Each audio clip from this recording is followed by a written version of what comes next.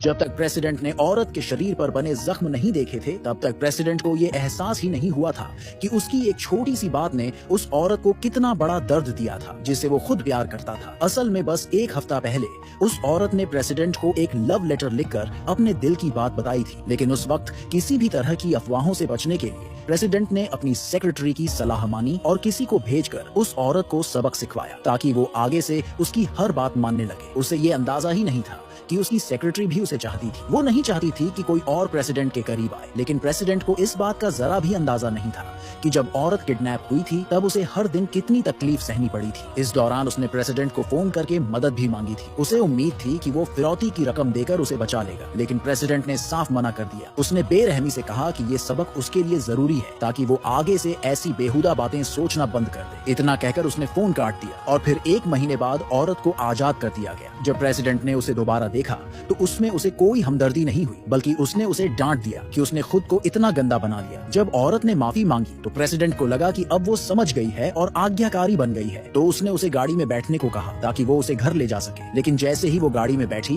President को उसकी बदबू सहन नहीं हुई। गुस्से में उसने उसे गाड़ी से बाहर निकाल दिया। घर पहुंचकर औरत ने दर्द सहते हुए खुद को साफ सुथरा किया, लेकिन जैसे ही वो बाथरूम से निकली, सामने प्रेसिडेंट खड़ा था। वो घबरा गया कि कहीं ज्यादा कपड़े पहनने से उसे बुखार ना हो जाए, इसलिए वो आगे बढ़कर उसकी मदद करने लगा, लेकिन औरत ने फौरन अपने हाथ ऊपर कर लिए, जैसे वो खुद को बचाने की कोशिश कर रही हो। उसी पल प्रेसिडेंट की नजर उसके हाथों पर पड़े जख्मों पर गई। उसने फौरन पूछा कि ये सब कैसे हुआ। औरत ने झूठ बोलते हुए कहा कि वो गलती से गिर गई थी। ये सुनकर प्रेसिडेंट बिना कोई रिएक्शन दिए वहाँ से चला गया। डिनर के वक्त जब औरत ने सेक्रेटरी को टेबल पर देखा तो वो चौंक गई। आखिर सेक्रेटरी ही थी जिसने उसकी किडनैपिंग और टॉर्चर करवाया था। लेकिन जब प्रेसिडेंट ने उसके लिए कुछ नहीं कहा तो उसे चुपचाप बैठकर खाना खाना पड़ा। तभी प्रेसिडेंट ने जानबूझकर उसके कटोरे में ब्रेस्ट पोर्क डाल दिया। ये देखकर औरत को अपनी सजा के वो सारे भयानक पल याद आ गए। डर के मारे उसने अपना सिर ढक लिया और रहम की भीख मांगने लगी। उसके माता पिता ने जब ये देखा तो उन्हें उसकी हालत पर बहुत दुख हुआ, लेकिन उसके दिल में अब किसी के लिए कोई भरोसा नहीं बचा था। आखिरकार वही लोग थे जिन्होंने उसे अकेला छोड़ दिया था। उस रात उसके पिता ने उसे स्टडी रूम में बुलाया। उन्होंने कहा कि उन्होंने सब सोच समझ लिया है और अब वो उसकी शादी प्रेसिडेंट से कराने के लिए तैयार है। वैसे भी दोनों में कोई खून का रिश्ता नहीं था। उन्होंने उससे पूछा कि क्या वो अभी भी प्रेसिडेंट से प्यार करती है। औरत को वो 7 साल याद आए जब उसने प्रेसिडेंट से प्यार किया था, लेकिन उन 7 सालों में उसे सिर्फ नफरत ही मिली थी। उसी वजह से इस बार उसे इतनी बेरहमी से सजा दी गई थी। उसने साफ साफ कह दिया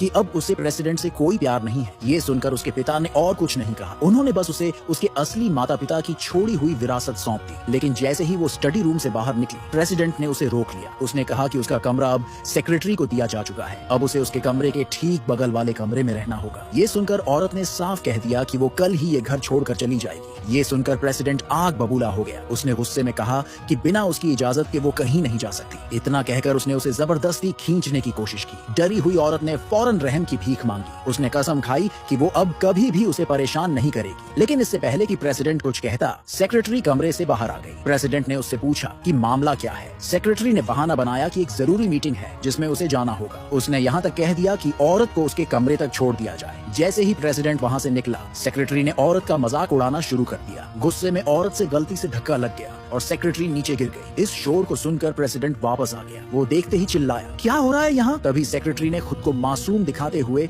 औरत पर इल्जाम लगा दिया।